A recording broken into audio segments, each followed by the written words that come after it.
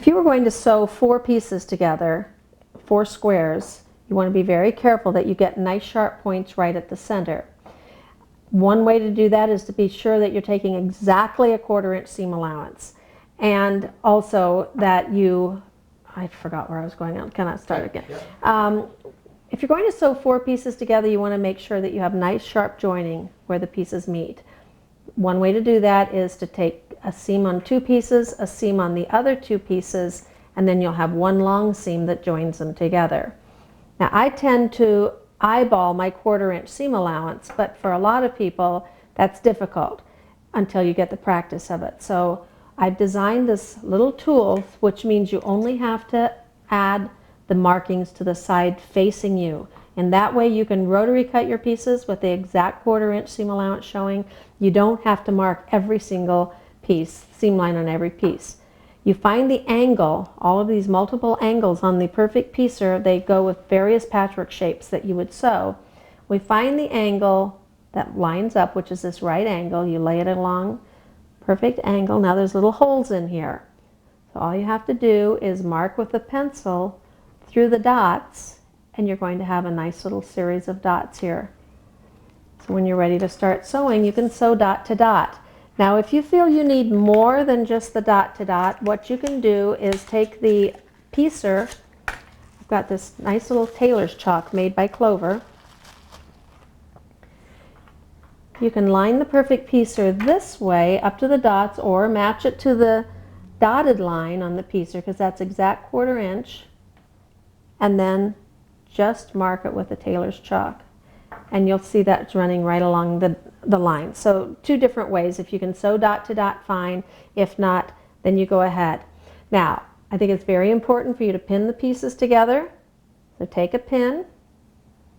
I like to put the pins perpendicular to the line, and it's nice to have the point of the pin come out right on the line that you're going to be sewing on. That way you know to aim your stitching to the point where the pin came out of the cloth. So you pin them together very neatly, and then you can start sewing just the way I showed you earlier. Now we're actually sewing the seam. We're going to begin, insert the needle, and you just go your up and down motion. You see the left hand is moving it up and down, and the right index finger is gathering it onto the fabric. Now as we pull that up, after you get a lot of stitches on there, smooth it out, take a little back stitch, and continue to the end. And you'll see that after a while you can develop a fairly quick rhythm of sewing. This can be done in odd moments here and there. You would be amazed at how much sewing you're going to get done if you work on it like this. So I'm going to pull it this way, take a little back stitch. Once again, we're going to take the loop, do a little stitch through the loop, pull it off, and cut it off. Now you'll sew 2 halves like this.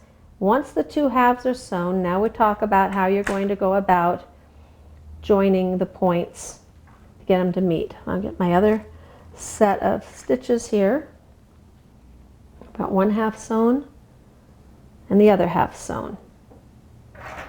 Now what we're going to want to do is finger press the seam on one of the pieces to one side, and we're going to finger press the seam on the other piece to the opposite side. So what that does is we're ready to line these pieces up.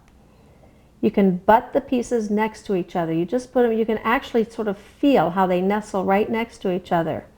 And then I'm going to put a pin again right in the seam, and I'm going to bring it out right at the point where the seam allowance is. Once again, if you need to have a line for marking, you take the perfect piecer, you line it up with the right angle. I'll pin the rest of it in place after I mark it. Right on the piece on top, and you put dots. So you're marking the seam line only on the pieces facing you. Then we're going to pin it. Line the pieces up carefully. I'm going to bring the point of the pin right out at the thing. Now, we're going to talk about how do you go and get this perfect points meeting. The main thing, the main consideration to keep in mind is that you're not going to ever sew the seam allowances down. You always leave them free to go the way that, whichever way they want to go. So as I start going towards the center, the pin is in there holding it in place where I butted those edges together, but I'm just going to go towards the center. To come up and take a little back stitch. Go back again. Now as I approach the center, the pin is still there. I've put the pin right in the seam line, bringing it out where my seam allowances is, or the seam allowances are, and I'm going to do another back stitch. As I approach the seam, I want you to see what happened. I'm pulling all the seam allowances to the left. That creates a pretty bulky ridge there. So as I go in here, I'm going to take an extra big back stitch. I don't know if you can see, I'm going to pull it back until the tip of the needle bounces off that ridge. I'm going to pull it up, pull it through, and take another little back stitch. I'm going to take another back stitch.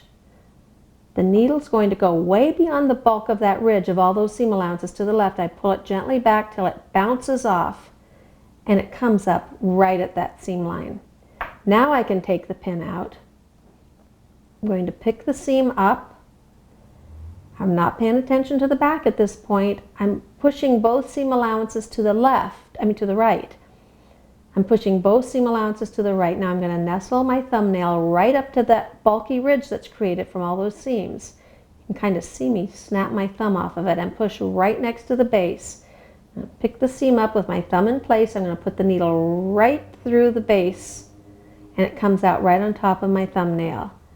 I'll pull it up. Without moving my thumb, I'm going to nestle the needle right next to the side of that seam, go straight down, and I'm going to continue my sewing. And by going straight down, it's caught, you can see where the needle has come out right at the base of the seam on the back side.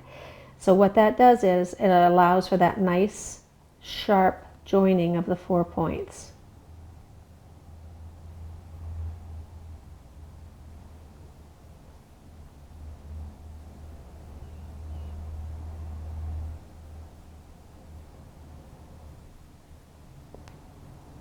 As I get to the end, I will do that little back stitch, bring it till there's just a small loop, bring the needle through the loop, there we have it, and cut it off, and then you open it up to see how the points are.